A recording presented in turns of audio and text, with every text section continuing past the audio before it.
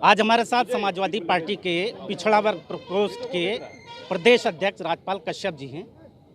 इनको पिछड़ा वर्ग के लोगों को जोड़ने की जिम्मेदारी मिले। आइए इनसे जानते हैं कि अब तक ये कितना सफल हो पाए। राजपाल जी, कितना सफल हो पाए पिछड़ों को जोड़ने में?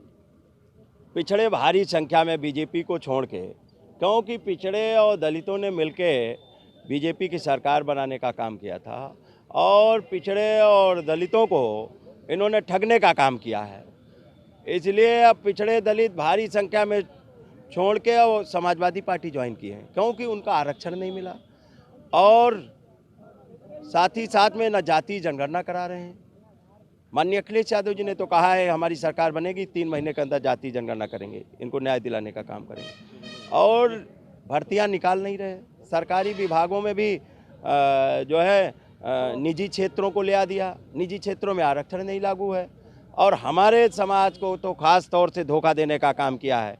कश्यप, निषाद, बिंद, मल्ला, केवट, कहार, गुड़िया, माझी, इनको धोखा देने का काम किया। हमारी सरकार को बदनाम करते थे, एक जात की सरकार है। तो मैंने पूरे उत्तर प्रदेश में खोज लिया है, पूरे उत्तर प्रदेश में घूम लिया है, कहीं निषाद का बेटा कलेक्टर नहीं है, कहीं प्रजापति का बेटा कलेक्टर नहीं है, कहीं विश्वकर्मा का नहीं है, न राजभर का है, न चौहान का है, न पाल का है, न बघेल का है, न मौर्या का है, नहीं है, न चौरसिया का है, कहीं तो नहीं कलेक्टर हैं। ये हमारी सरकार को बदनाम करते थे, हमारी नेता को बदनाम करते थे। अब इनकी कलई खुल गई है, क्योंकि उत्तर प्रदेश की जनता को पता लग गया है कि उत्तर प्रदेश का कोई विकास कर सकता है और विकास करके दिखाया है तो वो माननीय अखिलेश यादव जी हैं। भाजपा जोड़ रही है, पिछड़ों को अपने साथ जोड़ने का दावा कर रही है। अरे कहाँ देखा नहीं, अमित शाह की मीटिंग में कुर्सियां तोड़ के आई है। यही पिछड़े गए थे निषाद बिरादरी के लोग।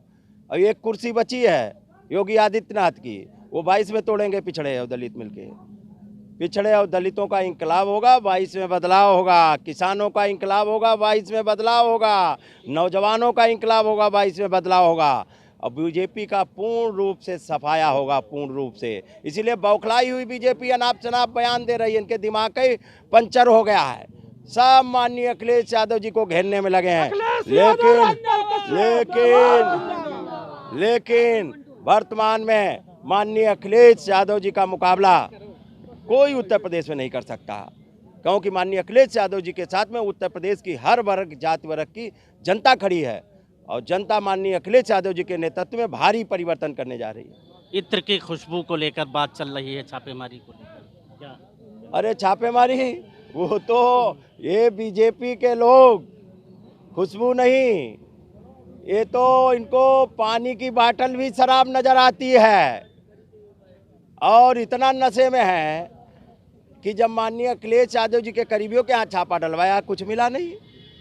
फिर इन्होंने पंपी जैन और पीयूष जैन में अंतर ही नहीं समझ पाया और इतना नशे में थे बाबा, ऊपर से भेजी गई कि डलवा दो छापा। अब बाबा ने झोंक में डलवा दिया अपने ही खजाने पे छापा पीयूष जैन के यहाँ, और वो भी 177 करोड़ रुपए पकड़ा गया।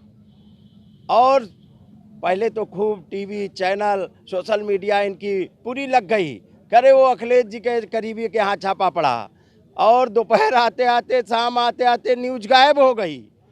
अब को कह रहे हैं पैसा वो टर्नओवर का रखा है। अरे ये बताइए, जब 1 लाख का नगद का लेन देन 1 लाख से ज़्यादा का नहीं कर सकते तो 177 करोड़ रुपए का नगद लेन देन, ये बीजेपी का चंदा रखा था, ये बीजेपी का खजाना रखा था, लेकिन इनकी कलई खुल गई है। और क्या लगता है सरकार आपकी? अरे ये छापा डाल रहे हैं ना, अब जनता छापा डालने जा रही 22 में, इनकी जमानत जब्त कराएगी और माननीय अखिलेश यादव जी को मुख्यमंत्री बनाएगी। ये थे हमारे साथ राजपाल कश्यप, जिनका ये कहना है कि आने वाले समय में समाजवादी पार्टी की सरकार बनेगी। बाराबंकी से टीवी भारत के लिए अलीम शेख।